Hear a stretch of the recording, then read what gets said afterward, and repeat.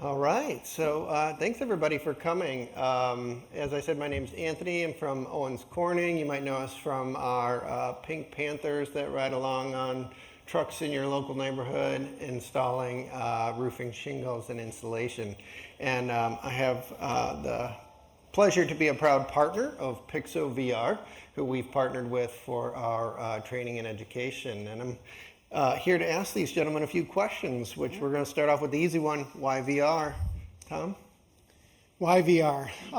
So JJ Keller and Associates, we create products and services to help companies comply with government regulations, manage risk, manage workplace safety. So we've been doing training for decades, Betamax and PowerPoint slides and VHSs and DVDs and CD-ROMs and all sorts of stuff. And we're just continuing to evolve our training content into new formats and new modalities to try and gain efficacy wherever we can and gain market share and make sure we've got the best solution for our customers. We think VR is a great augmentation to the other formats of training. I don't think it's a replacement for them. I think it's an augmentation to other types of training to really fill it out and get that experiential learning and also the demonstration of the knowledge gained through the other types of learning. So we think it's just going to be a great additional format to augment our training portfolio. Justin? Yeah, I would agree with what Tom said. I'm Justin Malloy. I'm the Senior Product Manager at LION. We make a wide range of products for first responders and for workplace safety. We have a lot of products ranging from live fire training to digital fire training. And we've been asked for years now, do you guys have anything in VR or XR? Mm-hmm. And it feels like a natural progression that it's another tool for the arsenal. That's what I like to call it. It's not the best tool for everybody, but it is absolutely something that I see the market shifting towards. And this is our first, time in the market with this type of product. Justin, let's talk about integration. How are you integrating that VR into your programs? Yeah, so when it comes to training, we are all about hands-on training. We feel that if it's something that you need your hands to do, it's absolutely critical that you build the skills and through that muscle memory.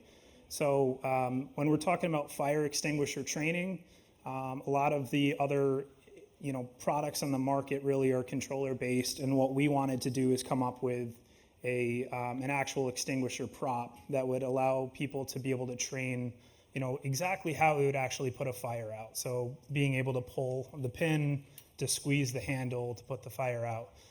So that's kind of our solution to integrating into VR is kind of a mixed reality based extinguisher trainer. Tom, how about you? Yeah, we think it's really important that the VR solution is integrated into the entire rest of any company's training portfolio. So I don't want VR to be the shiny thing that's off to the side. Oh, it's a different login, it's a different system, it's a different platform, the data's not integrated, we can't see the records in the same place. We want it to be integrated, single use. So partnering with PIXO VR, we're using their VR deployment platform. We're integrating it with our own LMS that we deploy to our clients. So when our customers log into the LMS to deploy training, it's a single pane of glass, and they can see their classroom training materials, their online learning materials, their videos, and their VR experiences, and they can make an enrollment with the same type of enrollment at no extra charge, whether you're doing an online learning enrollment or a VR enrollment, and it seamlessly goes to the learner, and the learner logs in either in the headset in the Learning Center or in the web in the Learning Center or in a mobile app in the Learning Center, and they consume their experience there. And all of the data from all of those learner sessions come right back into the LMS in the same place. So I can see all of my learning in one place, whether you did classroom, online, video, VR, makes no difference. We've integrated it all together, trying to take the complexity on our shoulders and remove the complexity from our customers. Mm-hmm. Yeah. Tom, what kind of challenges did you face or are you facing, and how are you going to overcome those? Yeah, one of the biggest things we're trying to manage is making a good learner experience and making a good customer experience, which is why we're trying to take that complexity on so that the training manager, who's a customer of ours, can log into that LMS and do any type of enrollment anywhere, and that learner can then consume that enrollment, no matter the format, in one of our learning centers. And then also really some of the challenges with just overcoming some of the either real or perceived barriers of virtual reality and the headset, and I have to wear this thing and I'm not sure I can do it and I'm going to get sick and I can't see the controls. How do I do all this, right? So we've built in the content that we're building, we've built unique control tests that help the learner get into that experience and understand what controls you're going to use to interact with the things in this specific experience. If I have to open the door of a truck, how are you going to do that? If I have to turn the key and start a truck, what motion, what trigger, what button are you going to use to do that? So we get them acclimated to all of the controls so that then when they actually go in to perform the experience, they've taken that layer of anxiety off, and now they can focus their brain power on the actual experience and the learning or the demonstration. So lots of different layers of challenge we've been trying to deal with, but the biggest one is just trying to make that experience for the learner the best it can be. Justin? Our integration challenges started with the hardware. I think we had an early prototype of this system that was using a different headset. It was a backpack. It was a tethered setup. So I think my recommendation would be if you're looking to build a solution for training, make sure that your customers and that user experience is top of mind going into it. What I found was the system that we had originally set up was just not user intuitive, and the time it took to set up the system and deploy it and get to training was not in line with what our customers wanted to use it for. Something they really, portability was really important to them. Quick ability to set up and get training is important. So we had to take a step back and say we did it wrong first, and luckily, we were able to, with the support of PIXO, be able to move to a different headset and shift to something that was much more compact and usable. The other part of the integration that's been challenging is just being that there is a mixed reality portion. This physical prop, just trying to get the integration to work with the trackers and making everything work. I found a lot of the trackers and stuff that is being used in other parts of the market. It's not always like that seamless experience trying to integrate it into an extinguisher. So we're working through those challenges, and I think the product that's coming out of it is well worth the fight. Yeah, I'll second that. We have a UX strategist who's here at AWE with me, and we put a lot of focus on the user experience side of how this rolls out to our customers. How will you recommend VR to your customers, Justin?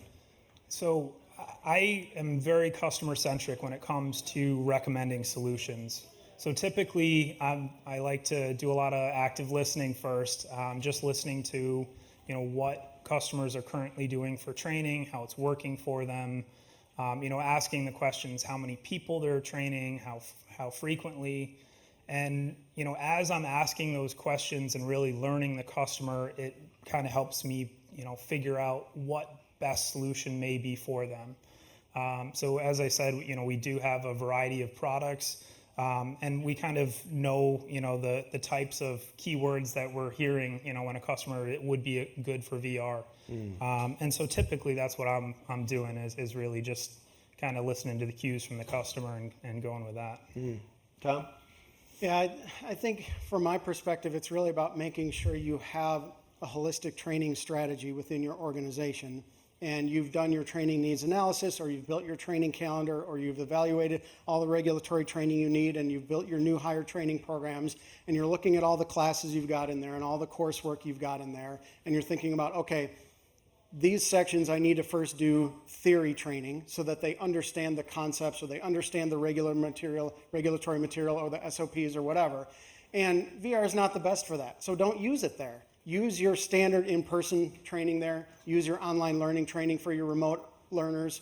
And then let's look at the things, and you've got, okay, confined spaces.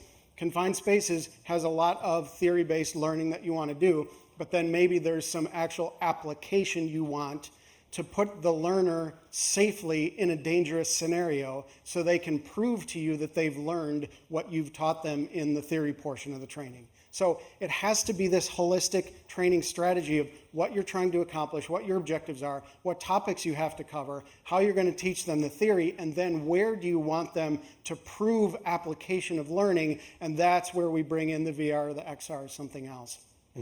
How do you see the future of XR at your organization, your company? Yeah, we want to just continue to push and find where it makes sense, whatever format it is that makes the most sense. We think VR has some great applications in that demonstration of learning.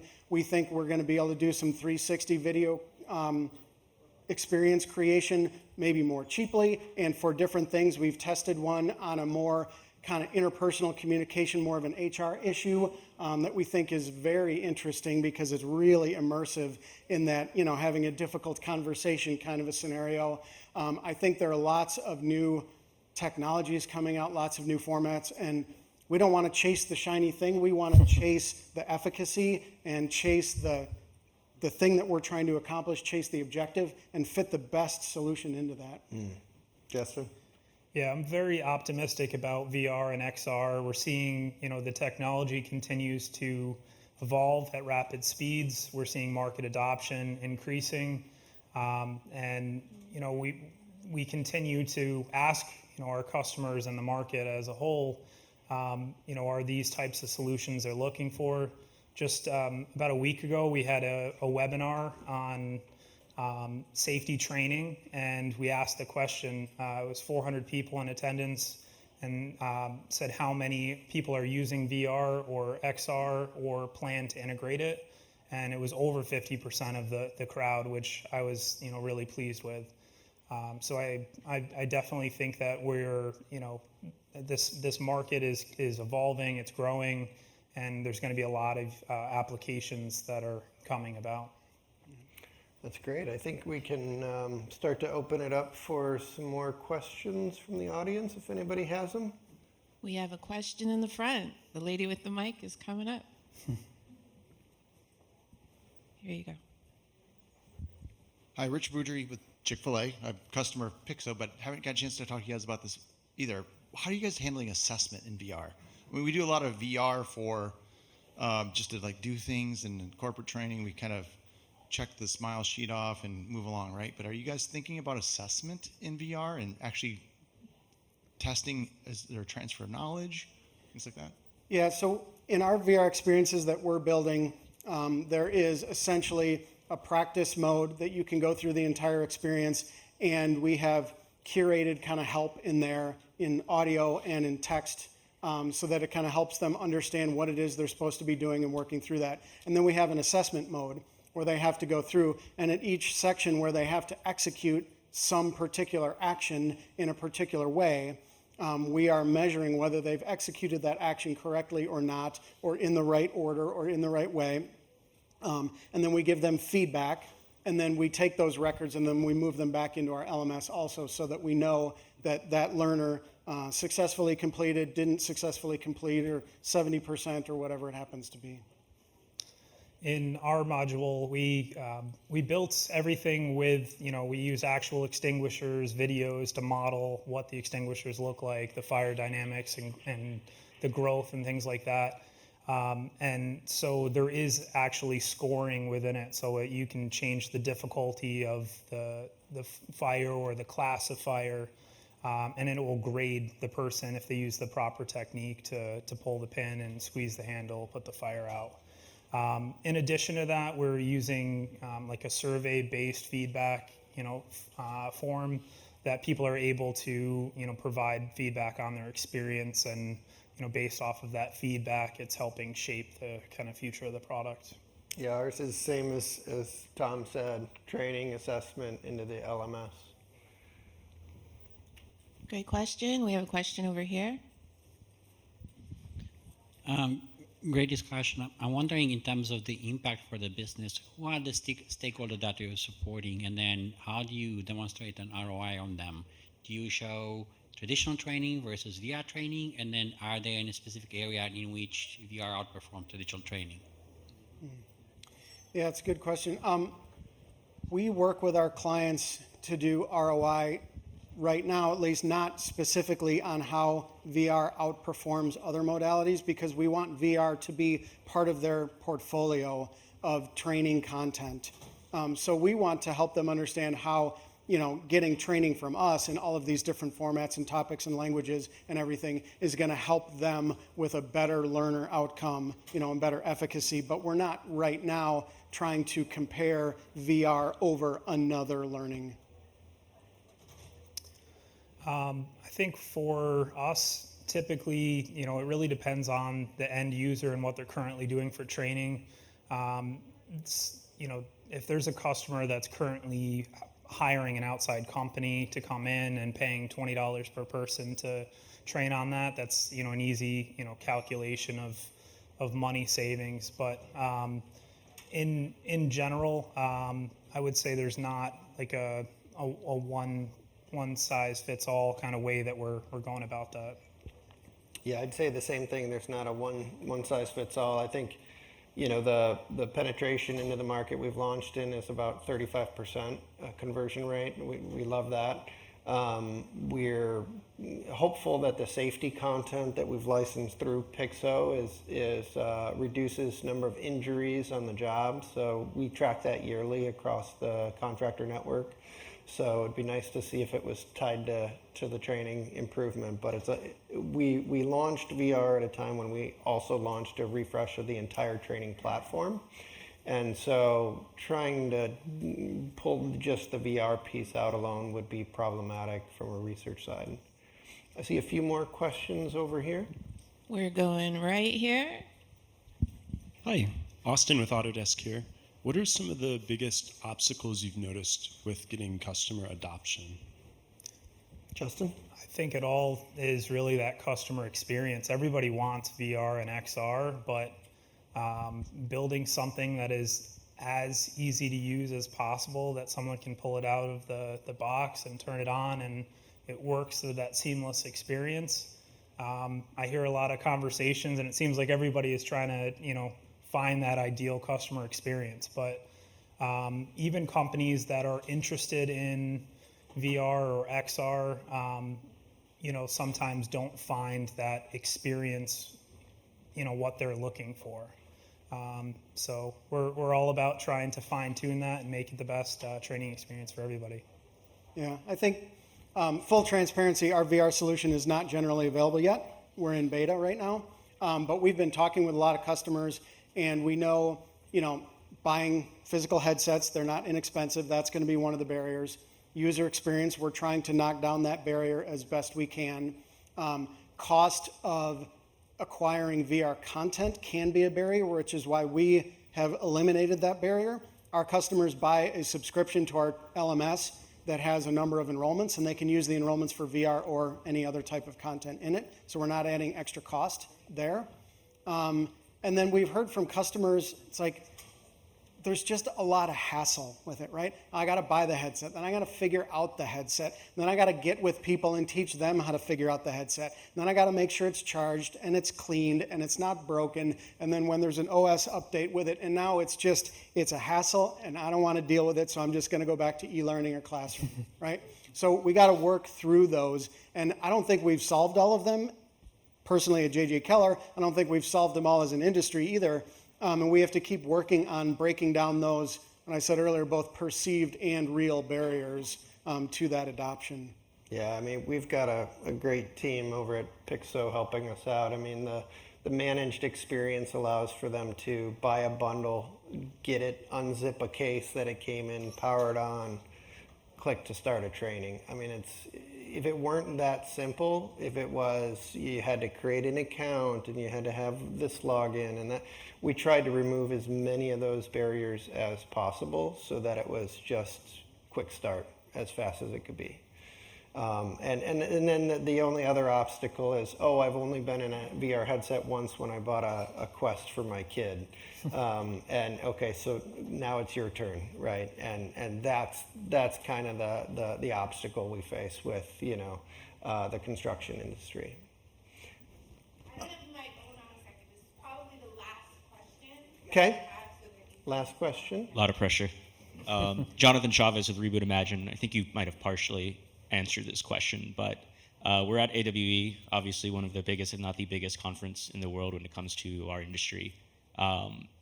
What would be on your wish list, whether it's on the hardware or software side of things, that would make your lives and downstream clients' lives easier?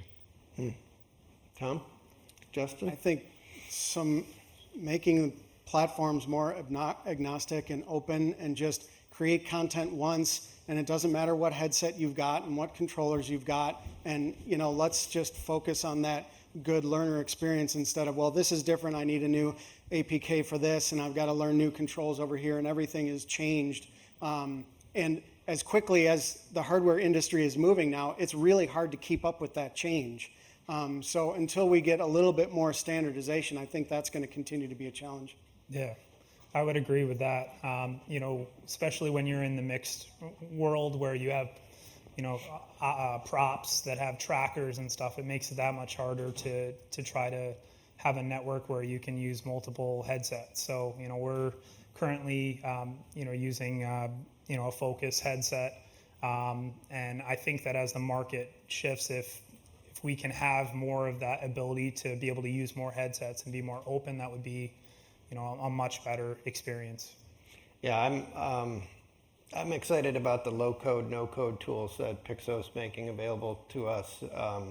The idea that a dummy like me, who smacks his microphone, can get in and quickly fine-tune a training, to meet maybe one contractor has a different standard operating procedure than somebody else, or they have a different environment, and I can go and I can quickly tweak that and then publish that out. That's just going to be a big game changer in terms of, customization is the ultimate holy grail in UX. So being able to do that for customers is going to be amazing. Thank you, everybody. Appreciate your attendance here. We'll be at a round table later upstairs. Join us then.